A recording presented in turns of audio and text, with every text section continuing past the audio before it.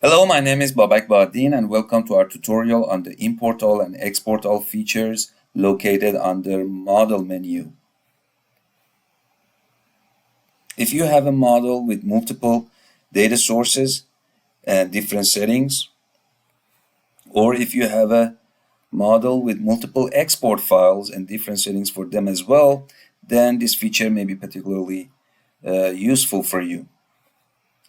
Anytime that you click on import all, Stella will try to import all those files, and if there is no issue with importing, then you will receive this message that says all imports executed without an issue. Now that the data have been imported, I will try to run the model and export the data as well. Again, because it was a successful export, I will receive this message.